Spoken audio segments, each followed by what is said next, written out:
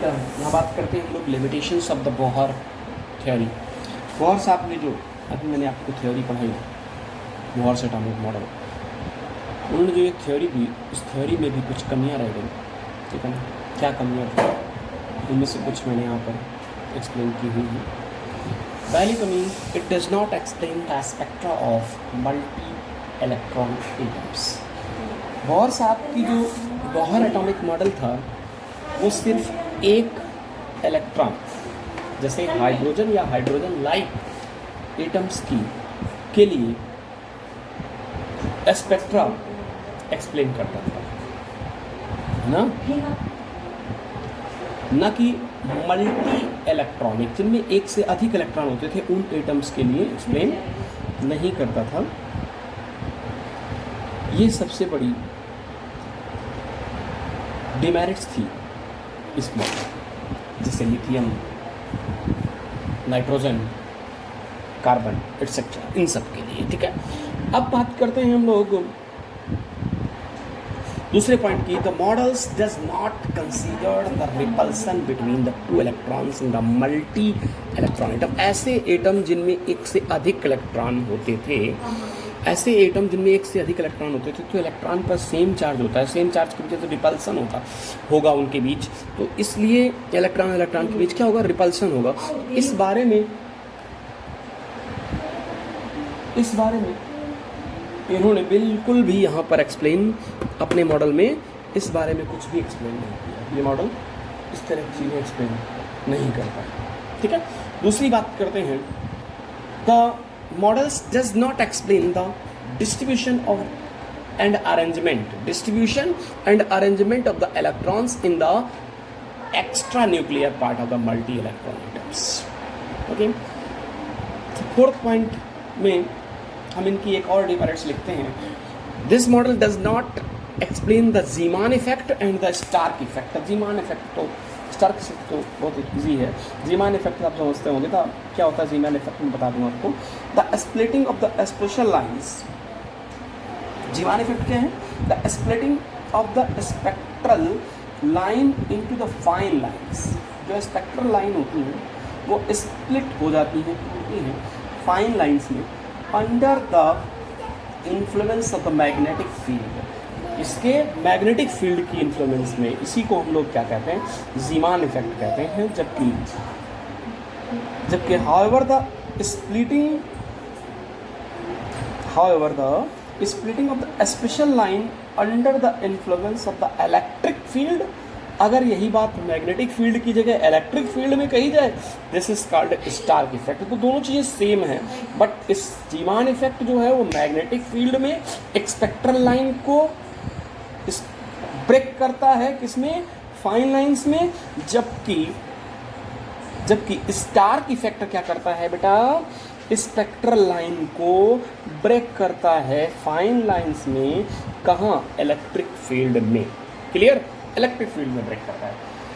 तो ये इफेक्ट था स्टार्क और ज़ीमान इफेक्ट। इस बारे में आपने कोई बात नहीं की थी। द मॉडल अगेंस्ट द, ये और एक बहुत बड़ी बात है, ये model, this model against the Heisenberg uncertainty principle.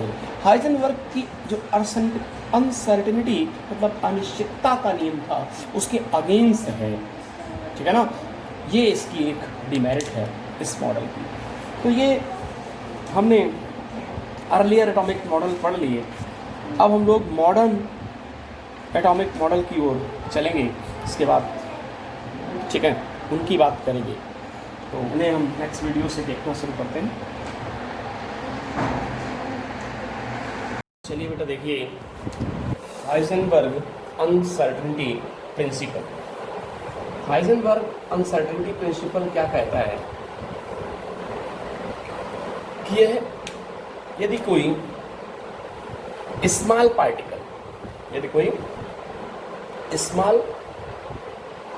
Particle किसी दूसरे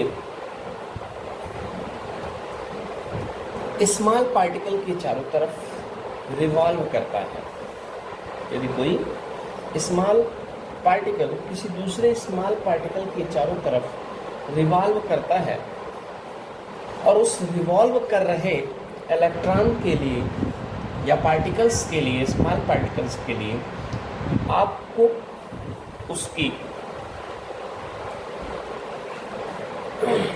मोमेंटम और पोजीशन बतानी हो, तो ये मोमेंटम और पोजीशन आप कभी कभी एग्जैक्ट सही नहीं बता सकते हैं।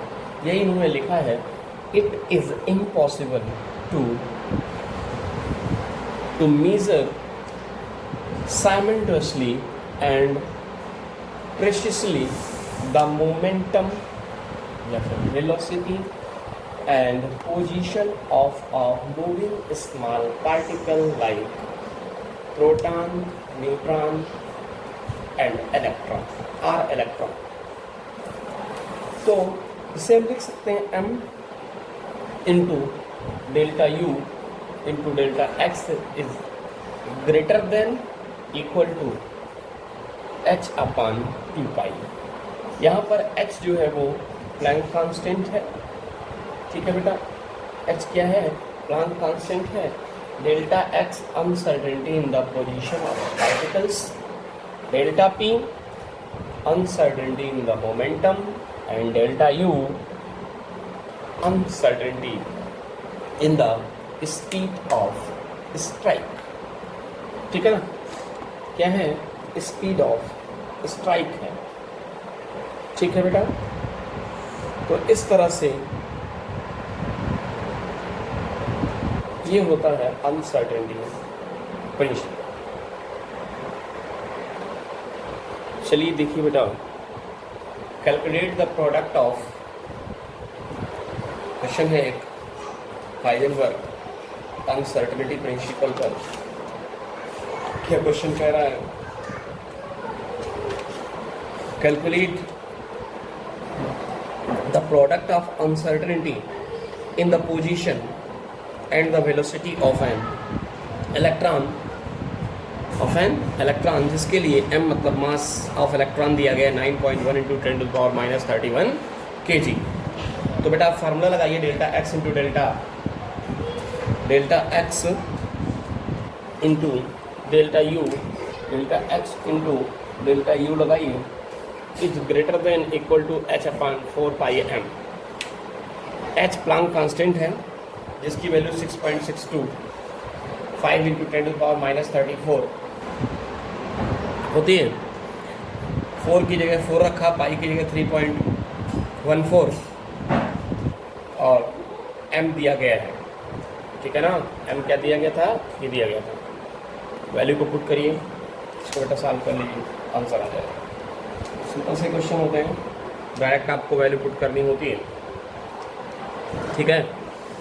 इसी तरह से क्वेश्चन और बोल देते हैं हम आपको, calculate the mass of a particle, इसको भी सॉल्व करना है आपको। Calculate the mass of a particle if uncertainty in its position and speed are 10 to the power minus 2 m and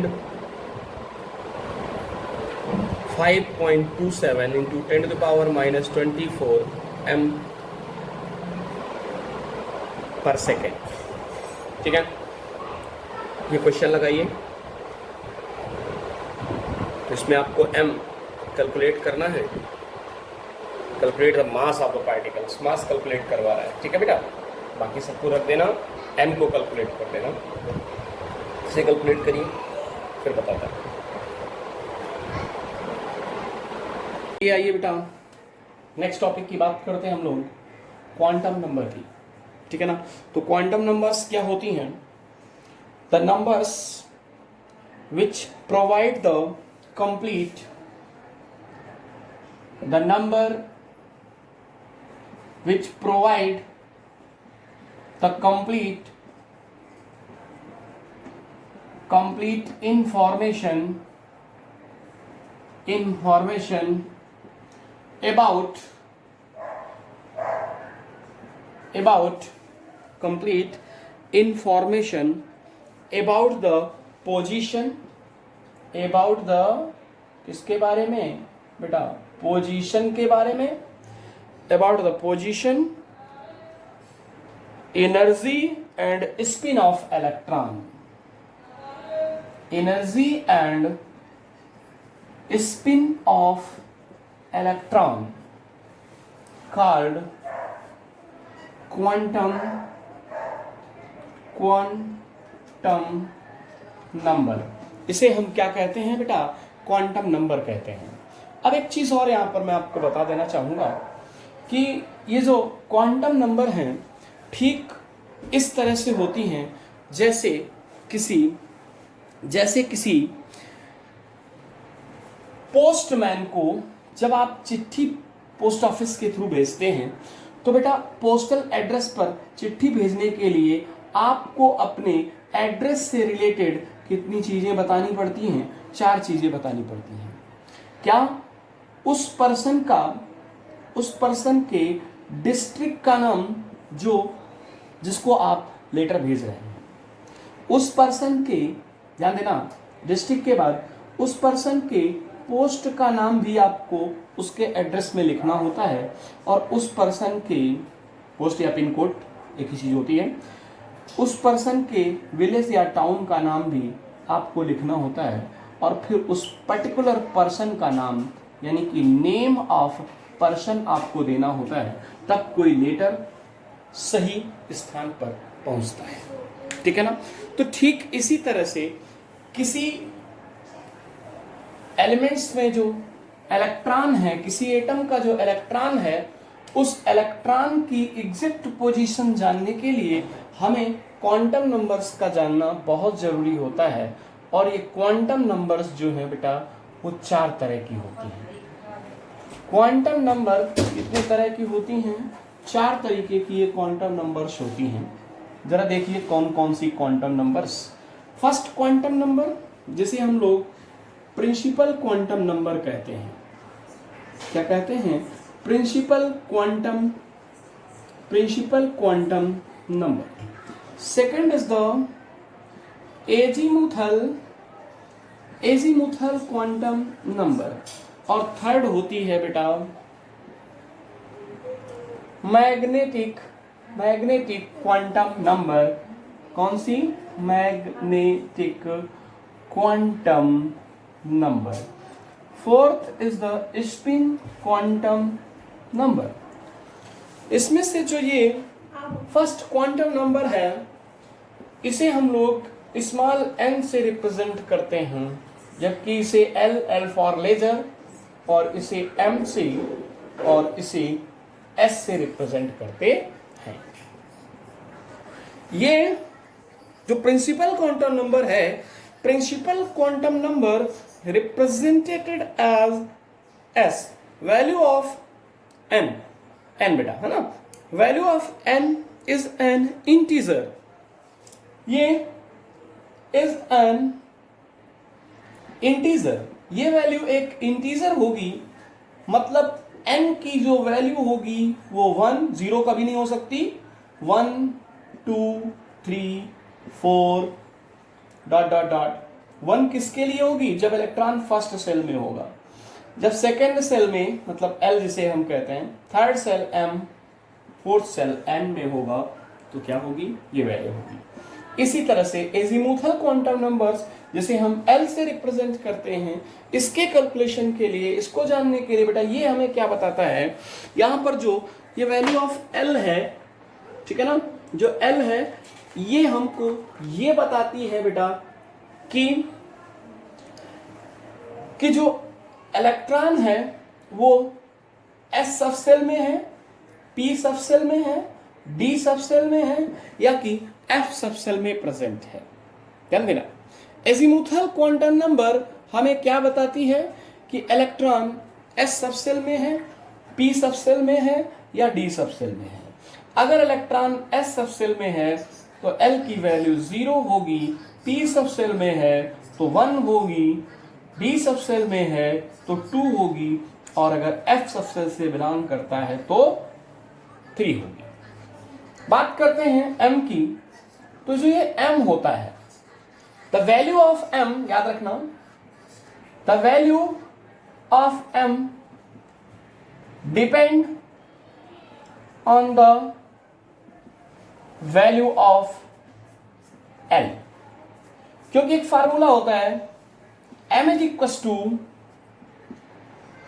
plus L या minus L two plus L including zero. जरा देखिए, suppose that p सब cell में कोई electron है, तो उसके लिए आपको m की वैल्यू निकालनी है, ठीक है ना। तो जैसे p सब सेल है तो आपको पता है कि p सब सेल में ऐसी कितनी ऑर्बिटल्स होंगी। p के लिए L की वैल्यू क्या होती है, अभी अभी देखिए हमने 1 होती है। तो इसको प्लस से लिखो या माइनस से लिखो, किसी भी तरफ से लिख सकते हैं, -1, 0 और +1। तो यहां पर जो फर्स्ट इलेक्ट्रॉन, ये सेकंड, ये थर्ड, ये फोर्थ इलेक्ट्रॉन, ये फिफ्थ इलेक्ट्रॉन और ये 6th नंबर का इलेक्ट्रॉन है। मतलब फर्स्ट इलेक्ट्रॉन और फोर्थ इलेक्ट्रॉन के लिए फर्स्ट, सेकंड, थर्ड, ये वाला फोर्थ, ये फिफ्थ और ये वाला इलेक्ट्रॉन 6th है। तो फर्स्ट और फोर्थ इलेक्ट्रॉन के लिए L की वैल्यू जो होगी, M की वैल्यू जो होगी वो क्या हो जाएगी बेटा, -1। सेकेंड और फिफ्थ इलेक्ट्रॉन के लिए 0, जबकि फर्स्ट और थर्ड और 6th इलेक्ट्रॉन के लिए वैल्यू क्या हो जाएगी, +1 हो जाएगी। बात आती है S की। बेटा S कैसे निकालते हैं, किसी भी ऑर्बिटल में 2 इलेक्ट्रॉन हो सकते हैं। इस इलेक्ट्रॉन के लिए S की वैल्यू 1/2 होगी, वो भी प्लस में, और इस वाले इलेक्ट्रॉन के लिए वैल्यू क्या होगी, -1/2 होगी। तो याद रखना, इस तरह से हम क्या करते हैं बेटा, इस तरह से हम कैलकुलेट करते हैं क्वांटम नंबर्स की वैल्यूज को, ठीक है ना। और एक चीज, total values of any m is equal to 2L + 1। मतलब जैसे आपसे पूछ दिया गया कि टोटल वैल्यू किसी L के m की क्या होंगी किसी सबसेल में, तो जो भी L की वैल्यू होगी 2L + 1। L की वैल्यू P के लिए 1 थी, तो 2L करोगे तो क्या हो जाएगा, 2 1 = 2, 1 3, यानी कि P सबसेल के लिए M की कुल वैल्यूज कितनी होती है, 3 1 2 3 वैल्यूज, ठीक है ना। तो इस तरह से आप कैलकुलेट करते हैं क्वांटम नंबर्स को। इन्हें एक्सप्लेन करने के लिए बेटा मैं पहले फिर बता दूं आपको, ये प्रिंसिपल एनर्जी लेवल के बारे में बताता है, ये हमें किस सबसेल में इलेक्ट्रॉन है इसकी जानकारी देता है, ये हमें इनके ओरिएंटेशन, इलेक्ट्रॉन के ओरिएंटेशन की जानकारी देता है, और ये हमें इलेक्ट्रॉन की घूमने की दिशा, स्पिन, ठीक है ना, स्पिन की जानकारी देती है, इसलिए इसे स्पिन क्वांटम नंबर कहते हैं। इसको नोट करिए। इसके बाद मैं आपको एक एग्जांपल देता हूं और एग्जांपल के थ्रू इसे एक्सप्लेन करता हूं। चलिए देखिए, आइए बेटा देखते हैं। सपोज दैट मैंने एक एग्जांपल लिया कि क्लोरीन 17 है, और मैंने कहा कि कैलकुलेट